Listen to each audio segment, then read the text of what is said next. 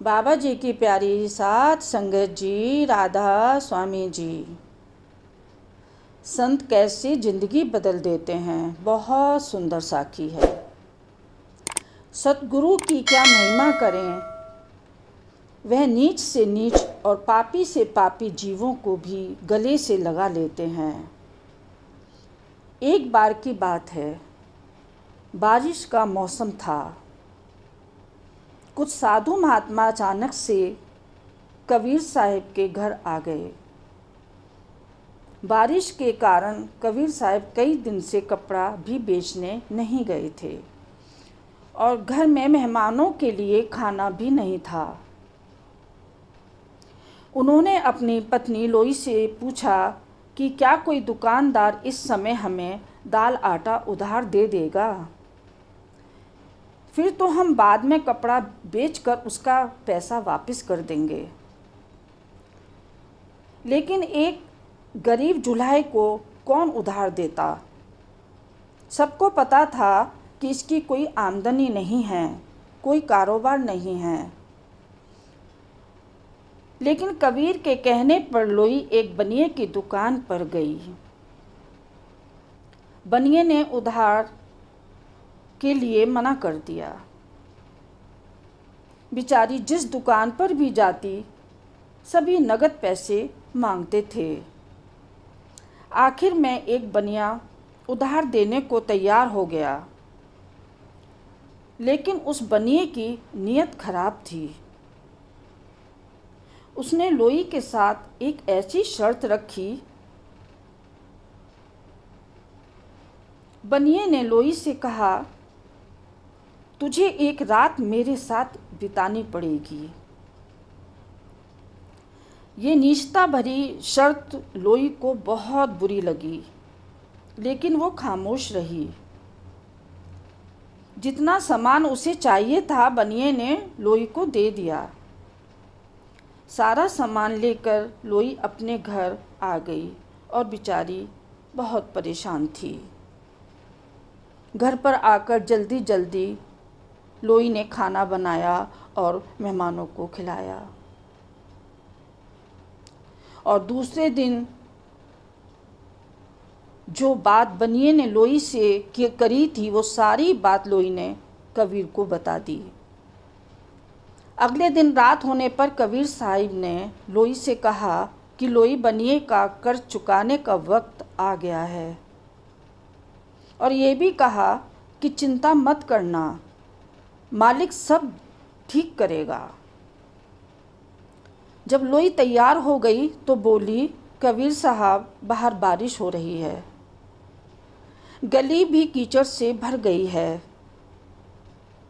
अब मैं कैसे जाऊंगी। कबीर ने कहा, तुम कंबल ओढ़ लो, मैं तुम्हें अपने कंधे पर उठाकर ले चलता हूँ। जल्दी से दोनों बनिए के घर पहुँच गए।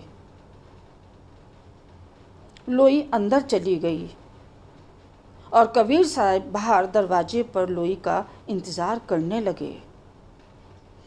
लोई को देखकर बनिया बहुत खुश हुआ, लेकिन बनिया सोच में पड़ गया। उसने लोई को देखा कि बाहर इतनी तेज बारिश है और इसके कपड़े सूखे हैं, ये कैसे आई है। ना तो लोई के कपड़े गीले हैं और ना इसके पैर गीले हैं। बनिए को बहुत हैरानी हुई। उसने लोई से पूछा, क्या कारण है कि कीचड़ से भरी गली से तुम आई हो, लेकिन तुम्हारे पैर पर कपड़ों पर एक छींटा भी नहीं है।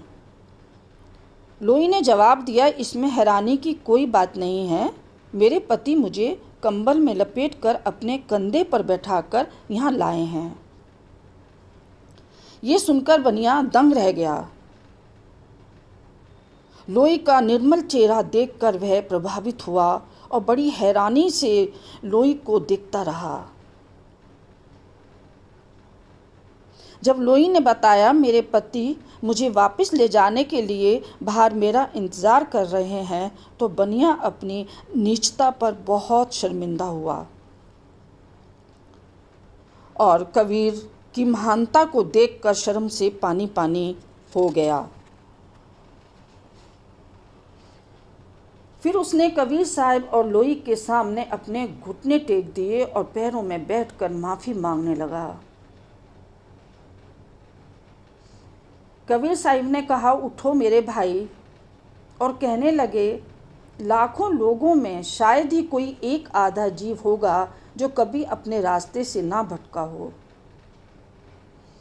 कबीर साहब और उनकी पत्नी दोनों घर लौट आए। बनिया बेचारा देर रात तक बीती हुई घटना के बारे में सोचता रहा।